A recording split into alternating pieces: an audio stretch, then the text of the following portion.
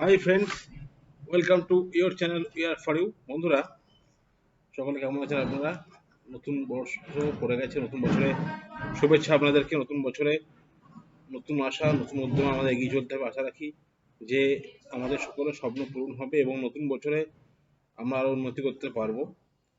বিগত বছর মানে এতগুলো বছর ধরে আমরা অনেক স্ট্রাগল করছি, এখনো করছি, আপনারাও করছেন, সকলেই জানেন যে পশ্চিমবঙ্গের অবস্থা দিনের পর দিন খুবই মুশকিল জায়গায় চলে যাচ্ছে। এরা বলার কিছু রাখে না। নতুন বছরে আশা রাখি যে সরকার ভালো কিছু করবে। এরই মধ্যে খবর উঠে আসছে এবং খুব গুরুত্বপূর্ণ খবর, বিশেষ করে 14 সালের পরীক্ষার্থী ছিলেন তাদের ক্ষেত্রে, যারা অলরেডি চাকরি করছেন তাদের ক্ষেত্রেও আমরা জানি যে 33,000 যে দুর্নীতির যে মামলা, সেই 32,000 দুর্নীতির মামলা, সেটা কিন্তু অলরেডি হাইকোর্টে চলে এসেছে সুপ্রিম কোর্ট থেকে। এবং সেটা সেই হাইকোর্টে যে এসছে তারপর থেকে কোনো সেরকমভাবে সুরা হওয়া হয়নি, বিচারও হচ্ছে না, সেভাবে এগুচ্ছেও না। হাইকোর্ট সিঙ্গেল বেঞ্চে প্যানেলে যে বাতিলের নির্দেশ দিয়েছিলেন সেই নির্দেশ এখন নেই, কিন্তু তার উপর স্টে রয়েছে। কিন্তু মামলাটা যে শেষ হচ্ছে বা সঠিক একটা বিচার প্রক্রিয়া এগুচ্ছে, সেটা আমরা দেখতে পাচ্ছি না। এরই মধ্যে চাঞ্চল্যকর খবর উঠে এসছে। খবরটি একদম নজিরবিহীন খবর যে শিক্ষক নিয়োগ দুর্নীতিমূলক নয়া মোড়। টেটের প্রায় 22 লাখ উত্তরপত্র কেজি দরে বিক্রি। এর থেকে বোঝা যাচ্ছে যে এতদিন ধরে যে পর্ষদ বলছিল, বিশেষ করে জেলে রয়েছেন আগের যে সভাপতি মানিক ভট্টাচার্য বলেছিলেন যে সরকার জানিয়েছে যে তাদের কাছে কোনো নেই নথি, বিশেষ করে উত্তরপত্র ওএমআরসিটা নেই, সমস্ত ওএমআরসিটি মানে নষ্ট করে দেওয়া হয়েছে। পেস্টিসাইড বা কীটনাশক, কীটপতঙ্গ যে মানে তাদের হাত থেকে পশুকে রক্ষা করার জন্য, এবং পেস্টিসাইডের ক্ষেত্রে নষ্ট করে দেওয়া হয়েছে। যে এই বিষয়টা উঠে আসছে দেখুন, যে প্রাথমিক শিক্ষক নিয়োগের দুর্নীতি নয়া মোড়। 22 লাখ উত্তরপত্র পাওয়া গেছে উড়িষ্যার একটি সংস্থাকে বিক্রি করা হয়েছিল এবং সেটা সিবিআই পেয়েছে। সিবিআই আদালতে জানিয়েছে উড়িষ্যার বালেশ্বরের একটি কাগজ তৈরি সংস্থা, তাদের কাছে কেজি দরে 22 লাখ উত্তরপত্র দেওয়া হয়েছে। লক্ষ্য ছিল কি? নথি নষ্ট করে দেওয়া। অর্থাৎ এতদিন ধরে বলে আসছিল পর্ষদ যে কোনো রকম ভাবে নথি নেই, সমস্ত নথি পেস্ট কন্ট্রোল নষ্ট করে দিয়েছে পতঙ্গের হাত থেকে রক্ষা করার জন্য, বিভিন্ন কারণে আমরা রাখিনি। কিন্তু দেখা যাচ্ছে যে আসলে কিন্তু তা নয়, পুরোটাই মিথ্যে বলা হয়েছিল। সেই নথি কিন্তু পাচার করে দেওয়া হয়েছিল, সেই নথি কিন্তু পাচার করে দেওয়া হয়েছিল এবং এখানে অসৎ উদ্দেশ্য ছিল অবশ্যই রয়েছে, এবং একটাই লক্ষ্য ছিল যে নথি নষ্ট করা। কিন্তু সিবিআই সেই নথি সমস্তটাই পেয়ে গেছে এবং এই যে নথি, এবং সেই নথি কিন্তু তার মানে রয়ে গেছে। এর ফলে একটা নতুন মোড় তৈরি হচ্ছে যে 2018 সালে সংস্থাকে 200 কুইন্টালের বেশি ওএমআরসি নষ্ট করে ফেলা হয়েছে, তাদের নতুন কাগজ তৈরি হয়েছে। এবং এই সংস্থা কিন্তু জানাচ্ছে যে ওএমআর সিট আদালতে জানিয়ে পুড়িয়ে ফেলা হয়নি ওইসব ওএমআর সিট, এবং তার বদলে উড়িষ্যার বালেশ্বরে একটি কাগজপত্র তৈরি সংস্থা তা কেজি দরে বিক্রি করে দেওয়ার লক্ষ্য ছিল নষ্ট করা। ওই সংস্থা জানায় 2018 সালে তারা 200 কুইন্টালেরও বেশি ওএমআর সিট নষ্ট করে ফেলেছে। অর্থাৎ যে কাগজপত্রকারী সংস্থা বালেশ্বরে, তাকে বিক্রি করে দেওয়া হয়েছিল, তারা কিছু ওএমআর সিট নষ্ট করে ফেলেছে। কিন্তু এই যে জিনিস জানাচ্ছে দেখুন, এই যে পরিস্থিতি তৈরি হয়েছে এখানে, এখানে সিবিআই জানিয়েছে যে S Basu and Roy company আসলে একটি চার্টার্ড অ্যাকাউন্ট ফার্ম। 22 সাল পর্যন্ত এই সংস্থাটি হিসেবে নথিবদ্ধ ছিল।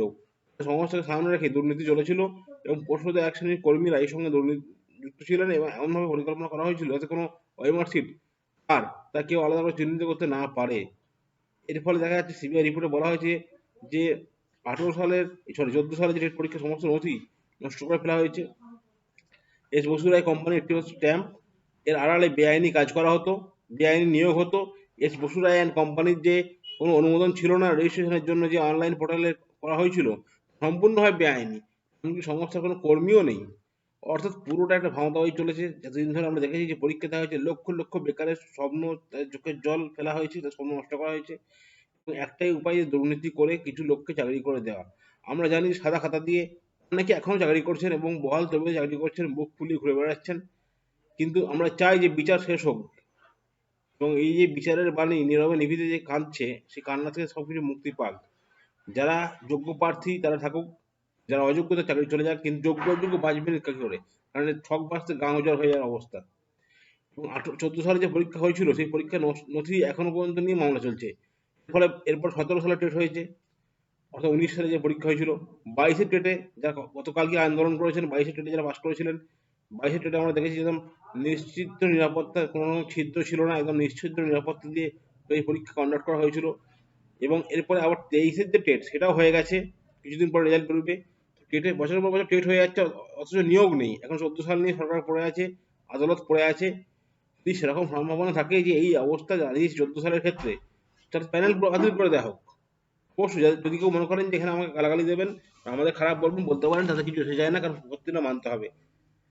কেউ যোগ্য কেউ অযোগ্য, বা এই বাঁচতে গিয়ে আরো অনেক অযোগ্য প্রার্থী যারা চাকরি পাওয়ার যোগ্য, তারা কিন্তু এখনো পর্যন্ত সুযোগ সুযোগ থেকে বঞ্চিত, কোনো সুযোগ পাচ্ছেন না। এই সুযোগটা বঞ্চিত যারা হচ্ছেন, যারা 22 সালে পাশ করেছেন, 17 সালে পাশ করেছেন, আগামী 23 সালে যারা পাশ করবেন, তারা তো সুযোগটা বঞ্চিতই হয়ে যাবেন। এই মামলা অলরেডি চলছে, আগামী কবে শেষ হবে কেউ জানে না। আদালতের উচিত অবিলম্বে এই 14 সালের টেটকে বাতিল করে দেয়া, পুরো পরীক্ষা বাতিল করে দেয়া। কারণ এই যে অবস্থা দাঁড়িয়েছে, এখানে তো ম্যাক্সিমামটা বেআইনি ভাবে হয়েছে। যে পরীক্ষার ওএমআর তৈরি করে সমস্যা করছে সে বেআইনি, তার কোনো নথি নেই, স্ট্যাম্প নেই, কিছু নেই। যে পরীক্ষা হয়েছিল তার ওএমআর শিট ভুয়ো, তো সেই পরীক্ষা রাখারই কোনো মানে নেই। এই যে অবস্থা দাঁড়িয়েছে, যে 17টি পুরসভা নিয়োগ দুর্নীতি করেছিল অয়নশীল, এবং প্রাথমিক শিক্ষা পরিষদ ওএমআর দুর্নীতি হয়েছে। এবং এই যে নথি তদন্ত সিবিআই এর তরফে বলা হয়েছে যে অযোগ্য চাকরি পাকিয়ে দেওয়ার নেপথ্যে রয়েছে সংশ্লিষ্ট সংস্থা 2 কর্মী কৌশিক মাঝি ও পার্থ সেনকে গ্রেপ্তার করা হয়েছে। গ্রেপ্তার চলবে, নেতা মন্ত্রীরা জেল খাটবেন, বড় মাথায় উঠে আসুক। এবং আমরা বুঝতে পারছি, বেকার যুবক যুবতীরা বুঝতে পারছে যে এর পেছনে কার মদত আছে, কার কার হাত হাত রয়েছে। কারণ কারোর মদত হাত ওপর মহলে না থাকলে এই দুর্নীতি এতদূর নিয়ে যাওয়া সম্ভব নয়। এই সরকার পুরোপুরি ব্যর্থ। একটা রাজ্য চালাতে পারছে না, একটা সরকার চালাতে গিয়ে বেকারদের মুখে কোনো হাসি তুলে দিতে পারছে না, পুরোপুরি রকম ভাবে এই সরকার ব্যর্থ। হয় সরকার শোধরাক, সরকারকে শোধরে দিতে হবে।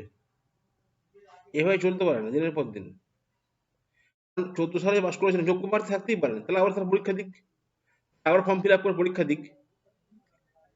এবং যারা শিক্ষকতা করছেন তারা নতুন করে পরীক্ষা দিয়ে টেট কোয়ালিফাই করে আবার আসুন। ম্যাক্সিমামই তো দুর্নীতিতে যুক্ত, এবং এই দুর্নীতির কোনো শেষ নেই, কিনারা নেই। তো বন্ধুরা, এই ছিল খবর। আমার চ্যানেল সঙ্গে থাকুন অবশ্যই। চ্যানেলটি কেমন